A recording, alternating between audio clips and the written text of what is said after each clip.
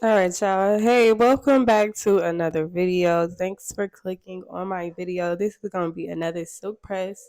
I know this is one of my favorite services to provide. I feel like I really connect with the girls that click on the silk press videos because I used to be that girl. I still am that girl. Like, I just love a good transformation. But anyway, I'm going to be doing a silk press on this client.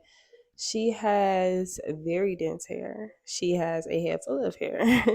And she got it light, and she got kind of streaky, not streaky, chunky highlights. So really pop out, not very like not a lifted look, just more of a popped out look. Um I know that was a horrible description, but y'all just go with me. So yeah, I was gonna be straightening her hair. I do give her a little trim at the end, so stay tuned for that. But that really makes or breaks a look. Let me tell you, because those raggedy ends, especially if the shape is off, like her shape wasn't bad at all. But when the ends are bad and the shape is bad, baby, the whole hairstyle is bad. The hair is bad. You need to fix that. And so I always recommend doing a trim. I always say, if not now, when? Because your hair is just gonna get shorter anyways. It's better to cut it and let it grow than to leave it and let it get shorter and then have to cut even more off and then wait that whole process for it to grow right. Because I don't know, I feel like at that point you're just working against yourself. And for what? To hold on to some dead hair? Not me. I cannot relate. I cannot sympathize or none of that.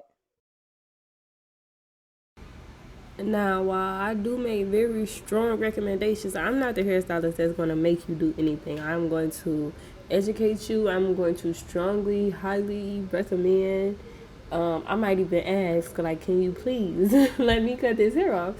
But I'm not going to make you do nothing that you don't want to do. If you don't want to cut your hair, it's your hair. At the end of the day, you will just um, see. Like, you're just going to see for yourself that you would have been better off cutting them ends, and then it's still up to you. Like, I don't know. I feel like some people just have a mentality where they just cannot let their hair go, and it's like, baby, let it go.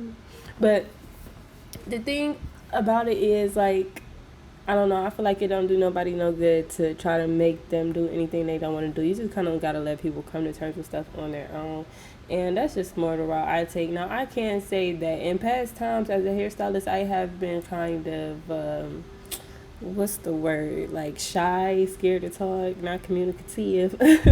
But I did not communicate a lot with my clients, like what the needs was, what I'm seeing there in their hair was wrong. But I have definitely turned that around 100%. Like, I'm so much more vocal now because I have an understanding of what my role is. Like, they don't, just because they don't ask doesn't mean that they don't need to know. Now, that's just for my hairstylist. Like, just because they're not asking certain questions or asking you to, like, give them tips to grow their hair out, or, what is, do you see anything wrong with, like, you still need to address that as a hairstylist, because people will think that everything is fine and you looking at it like, girl, what?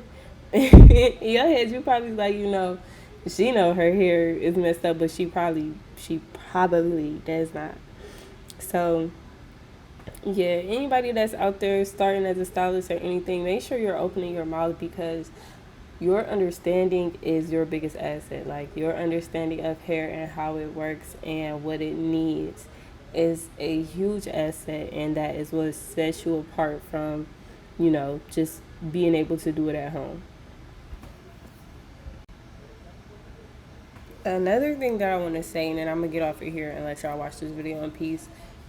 But listen, I don't want y'all to be surprised. She does have some breakage in the back, and the color is not top tier. Like, the color did not come out the way she wanted it, and there was some what's the word that I'm looking for? Because I was covering her gray and did the bleach at the same time, so there was some mixing of the color in the back, only in the back now. But it still came out okay. The only problem was that it wasn't as light as she wanted it. So I will have a part 2 and 3 to this video, because She came in for a sew-in. It was her first sew-in ever. She was not with the maintenance, so we had took the sew-in out, but she loved the color of the sew-in, so we did another. We lightened her again to get her to the color that she wanted her highlights in the first place. So a lot going on, and these things happen. It's I think I want to make it a point to put out more of the rough side of hairstyling, because it can be very difficult and it can be hard to not meet people's expectation and then like solve those problems and keep them confident in your ability to service them. And I feel like I have grown that muscle. I've exercised that muscle a lot, especially in this past year. Just, you know, having some rough times and having to deal with hard things in business. So yeah, I will be uploading those videos and y'all gonna see.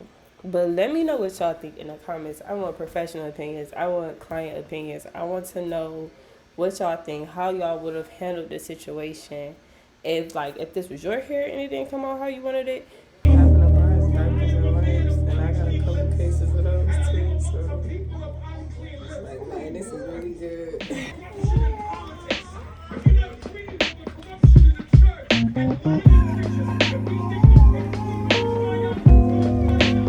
You want the trim